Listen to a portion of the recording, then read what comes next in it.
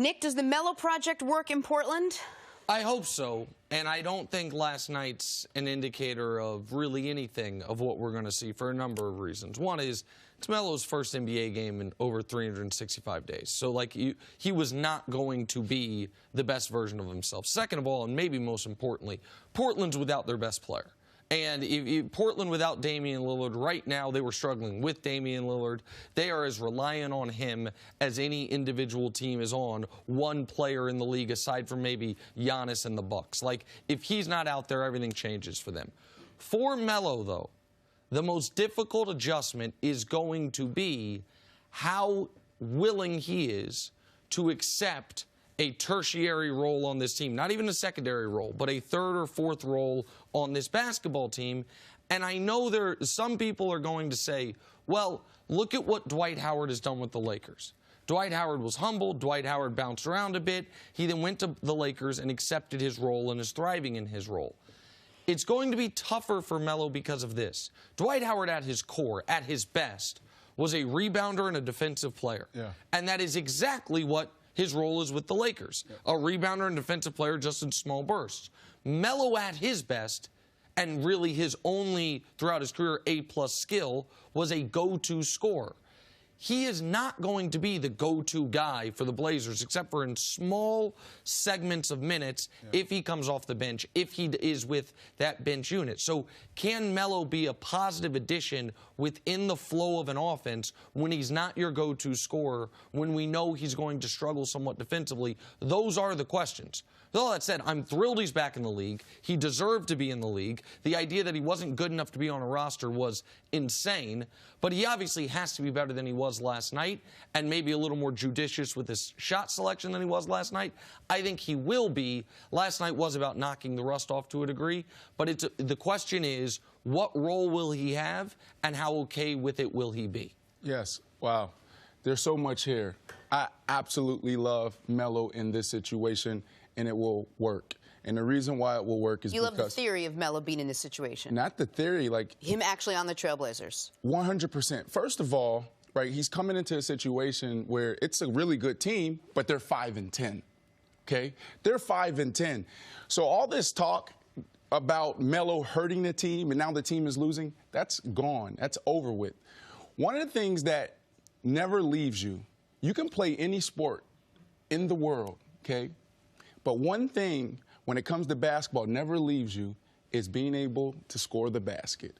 You can see grown men and grown women at 60 years old playing pickup basketball in the park or in gyms, the YMCA, and guess what? They still have that shot. You can't teach that. You look at last night, Carmelo Anthony, the shots that he missed. Posting up, spinning to the basket, trying to finish. That's rust. But that type of play, you can't teach. What I'm looking at is, how does he bend? Does he have the mobility? Is he still quick? Can he move? He absolutely can still move. So when you put Carmelo Anthony in this situation, he makes this team better. Some will say, oh, Melo, look at him last night. He was 4 for 14. This is rusty. He's rusty. This will never work. But do you understand what happens with a professional athlete when you get that call? And now you have to make life decisions that take 3 months, 6 months, and 2 hours. The type of conversations he's having with his wife. Are you guys staying in New York? Where does the kids go? I have to pack a bag. How much clothes to pack? So now you have this guy in 48 hours getting this call, then getting on the plane and traveling there and all this emotional stuff going on, and people are looking at 4 for 14. What do you expect? What do you expect? You can put any guy in that situation, whether it's a football player getting a call saying, hey, you get a workout. The anxiety, the decisions that you have to make, and those moments and those hours definitely affects you on the court. So Carmelo Anthony, to me, showed last night, one, I looked at him being able to move. Can he still move? 17th year in the NBA, he can still move. Now it's all about him knocking down a shot. Last thing is this. As an athlete, and you're going into a new situation, new locker room, a lot of times it don't work because of chemistry, right? So what he said was, this is a team that wanted me, not only from coaches, players, but everyone in the organization wanted me. When you don't have that pressure and that anxiety and you can just fit right in, man, it's over. Well, I'll add one other thing real quick, Jenna, is that where I think the Blazers did not do Melo any favors because of exactly what you're discussing about, and you talked about this a lot before the show, about how difficult the last 72 hours were just from a logistical standpoint, just from going from one coast to the other, getting ready, and then all of a sudden you're playing. I don't think they should have started him. And I understand his best moments were his opening moments of the game, but I think even if they were to tell Melo, at some point our plan is for you to be a starter, similar to what the Lakers did with Kyle Kuzma. Kyle Kuzma was injured. He wasn't just acquired, but he was injured. By the time he was ready to play, it's like, Kuz, you're going to come off the bench. We're going to try to run some plays for you through our second unit. Your minutes are going to be limited. That way, there's less of a pressure on him instantly. But no, this was the perfect situation. Dame isn't playing, right? Well, and I think that's one of the reasons. Even when you look at 4 for 14 in his shot selection, you let him do that. This is his space where Melo can go in. There's no pressure. Go have at it. Go shoot. Go knock the rust off. But what was the problem with Melo? Or what was the issue that Melo had? His biggest issue that we all heard about in Houston, it was he didn't want to come off the bench, or he had issues with that. There's as much a mental aspect to this as there is a physical one. I'm sure the shot's eventually going to be there. But he also has to mentally wrap his head around what his new role is. And these aren't just words you throw out there. He already had issues with this in another location. How does he all of a sudden have no issues now and he's fine? I think, to your point as well, I would agree, and I was going to say that, starting him now eventually you're going to have to go backwards and take him out of that starting lineup. Perhaps, whatever Terry Stotts decide to do, you wonder how he handles that. One of the things, if you read or if you watch his press conference after the game, one of the things he talked about was transparency. You have to be transparent with players. Players don't BS players, don't beat around the bush, shoot players straight. You think they told him? In Houston, that was a situation clearly where they wasn't shooting him straight. They wasn't transparent. He said the first thing that we talked about was transparency. What is my role? I'm willing to accept whatever you give me if you tell me right now. As an aging player, you know, especially what he's been through.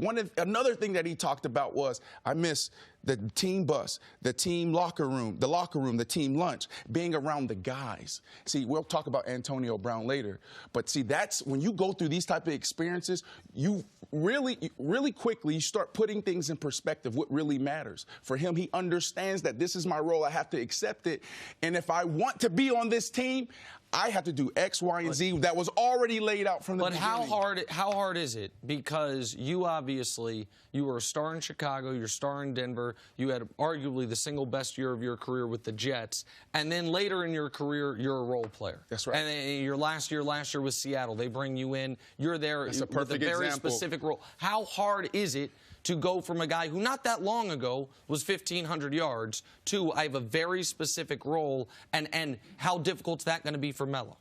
It's hard, but you have to, what's your why? What are you trying to accomplish? For me, I was to try 1,000 receptions and win a Super Bowl. That was my goal. I was going to be able to accomplish that there. Transparency. The Seattle Seahawks brought me in and said, you are going to help us in the red zone and on third down. We're going to move you inside to play the Larry Fitzgerald role, right? That's what happened. As soon as I get in camp, guess who goes down? Doug Baldwin. So now I'm thrown into that starting position. I actually go out to the first game, score 2 touchdowns. Everything is looking great, right? And now they're like, oh, we can do more, we can do more. We play against the Dallas Cowboys. We just talked about it, just dove into X's and O's. Yeah. First thing on the show, right? Talking about the Dallas Cowboys. We go against Dallas Cowboys, and I had a rough game, a first half. Coach Carroll's freaking out now. Now we're sitting at 2-2. And he's like, now you got to go to the bench. And that was hard for me because they threw me into a position where now I'm the starting guy and I'm the.